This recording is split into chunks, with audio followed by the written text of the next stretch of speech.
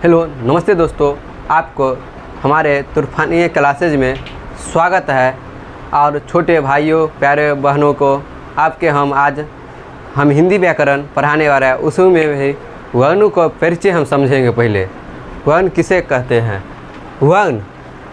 वर्ण उस मूर्धन्यों को कहते हैं जिसका खंड या टुकड़ा नहीं किया जा सकता है। जैसे छोटे छोटे पार्टों को कभी नहीं टूटा जा सकता है। जैसे ये कभी भी इसका हम छोटे छोटे पार्टों में कभी भी हम नहीं तोड़ सकते हैं। इसका कभी छोटा पार्ट नहीं हो सकता है। और जैसे ख ये भी छोटा छोटा पार्ट में कभी नहीं टूट सकता है। कभी इसका खंड या टुकड़ा नहीं किया जा सकता है। ह इत्यादि बहुत सारे वर्ण है, मतलब 11 को वर्ण है। इसका हम कभी भी छोटे छोटे पार्टों में नहीं तोड़ सकते हैं।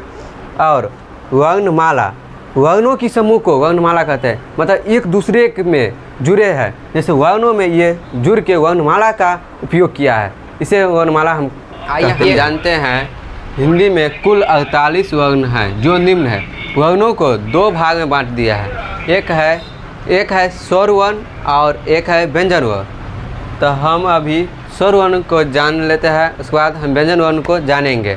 तो स्वर वर्ण में कौन कौन है हम देखते हैं। चलिए, अ आ हर्षि दीर्घ हर्षु दीर्घ, री ए आई ओ औ। ये टोटल हमारा हो गए 11 गो स्वर वर्ण है। अब हम व्यंजन वर्ण के जानने की कोशिश करते हैं। व्यंजन वर्ण में है क ख ग घ अंग। तो क वर्ग पूरा हो गया। फिर च छ ज झ य, च वर्ग पूरा हो गया। फिर हम ट वर्ग, मतलब ट वर्ग भी पूरा हो जाएगा। त वर्ग भी पूरा है। फिर हमारा प वर्ग भी पूरा है। ये टोटल हमारे 25 व्यंजन वर्ण है।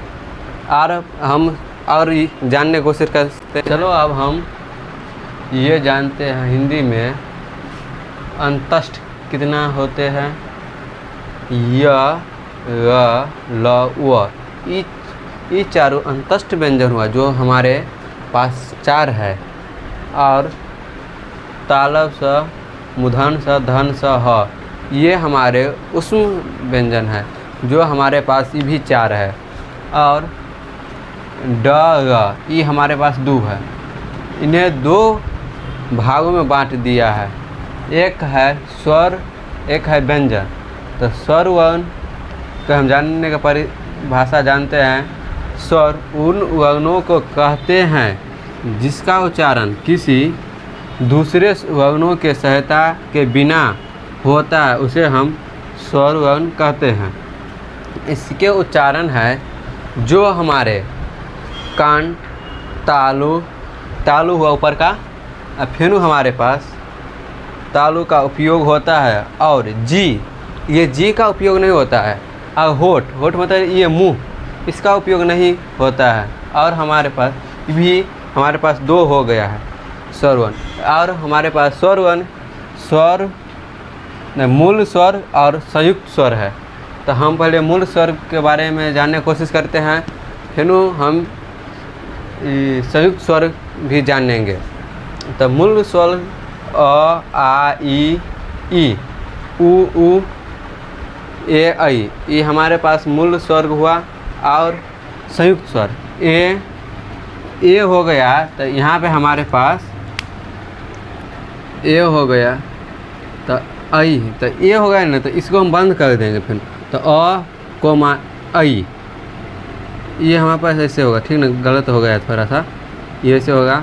ये हो गया। तो और औ का फिर अ कोमा औ, ये दोनों कष्ट में बंद हो जाएगा। तो इतने लिए हो गया। और हम नेक्स्ट वीडियो में मिलेंगे। आप लोग का वीडियो पसंद आए तो आप लोग सब्सक्राइब करिए और छोटे भाई बहनों के लिए जुड़िए। और इस तूफ़ानी क्लासेज पर और हिंदी व्याकरण का चैप्टर आज हमारे पास इतना ही पढ़ा है, और कुछ बाकी है, इसमें नेक्स्ट दिन पढ़ाएंगे। धन्यवाद। लाइक करिए, आप लोग सब्सक्राइब करिए।